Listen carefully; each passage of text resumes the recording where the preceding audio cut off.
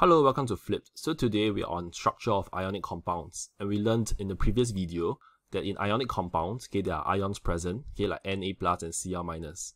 And this one is to tell you that ions in ionic compounds are held in fixed position in a 3D lattice structure when in solid state. So this is very important. It's only applicable for solid state. Okay, we can take a look at this diagram first. You can see that the silver ones are Na plus, okay, and the green ones are Cl minus. So this is a NaCl ionic compound. Okay, and we can see that each positive ion, in this case is Na plus, is surrounded by 6 negative ions, Cl minus. Okay, similarly, each negative ion, each Cl minus ion, is surrounded by 6 positive ions, which are Na plus ions. Okay, so it's the opposite. Okay, let's take a look at this one, see how it looks like in the diagram. So let's take a look at this one, the Na plus first. Let's draw it in yellow. Okay, it's surrounded by 6 negative Cl minus atom. Why? Because you can take a look at on top 1, there's 2, there's 3, there's 4, there's 5, and there's 6. Okay, similarly, if you look at let's using blue, this guy, okay, this Cl minus atom here, if I color it blue, it's surrounded by 6 positive ions, 6 Na plus ions as well, because 1, 2, 3, 4, okay, this one comes down is 5, and this one goes up is 6. Okay, it's not drawn here because of limited space, but this diagram is just a part of the whole structure. So this whole diagram is actually extrapolated upwards, okay, in all directions, in all 3D directions. Okay, that's why it's 3-dimensional. Okay, and this whole thing, this structure is called a giant lattice structure. Okay, giant because it's very big, lattice because of the spaces between them, and it's a very continuous shape. Okay, structure just means it's a structure.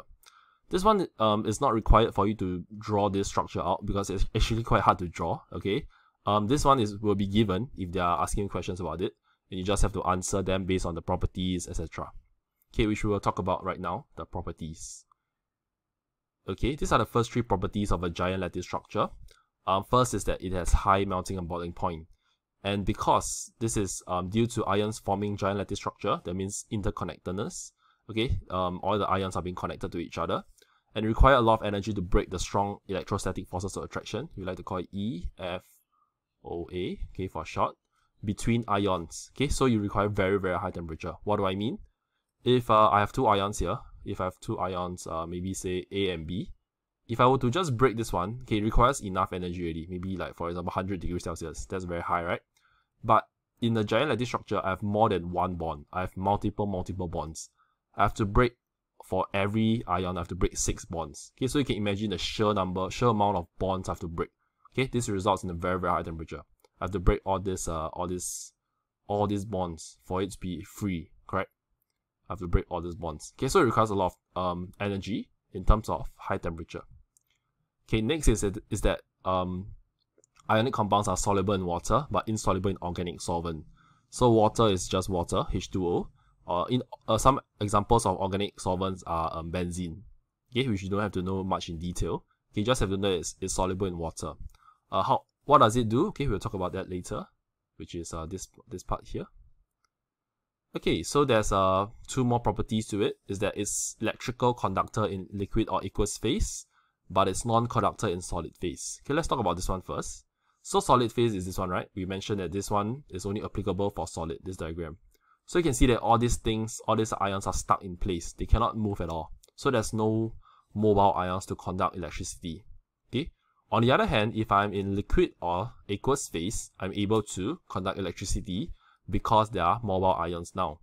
And what are mobile ions? Basically, it's all these green and gray ions being broken down. Now they are mobile ions. In this diagram, they are stuck. Okay, they are not mobile. But if I broke them, if I break all these bonds here, they are now mobile. Okay, so this makes sense, right? So how do I get from, okay, solid state, okay, to liquid state, which is molten state? Okay, first, so to get to liquid state, I first have to melt this whole structure here, to melt this solid ionic compound. And the heat weakens the ionic bonds between the ions. Okay, so I break all these bonds here. Break. Okay. And the ions now break free from this giant lattice structure, GLS, and it forms molten ionic compounds. Okay, sorry, there's a typo here. okay, forms molten ionic compound with mobile ions. So all these are being formed. So what's so special about this is that they are now all in a liquid flowy state. And if I were to apply electricity here, maybe to this area here, okay, this guy can just keep traveling. Okay, it bumps into this guy and the electricity can just propagate through the whole structure. Okay, and it's felt here at the end. Okay, so when I apply electricity at the start, it can go to the end as well. So this is like a wire, for example, a copper wire. It can pass the electricity from one end to the other. Okay, so this is a liquid phase. It's easy to understand because whatever I have from a solid, it goes into liquid. Just that it's mobile here and it's not mobile here. So this is easy to understand. Solid phase to liquid phase. Okay, makes sense. So this one is checked. So liquid phase is also called molten state. Okay, so it's the same thing. However, on the other hand, there's this thing called aqueous phase, which is a bit harder to understand, but it makes sense as well. So what happens here is that we first have to dissolve. Okay, this one is a typo again. We have to dissolve solid ionic compound in water. The ions, okay, here, they are still solid state now.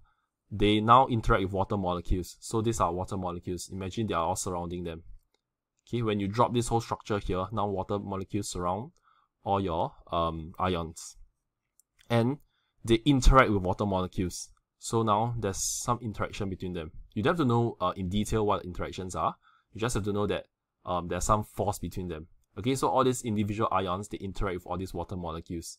Okay, and such that it's large enough to break the energy overcoming the ionic bond.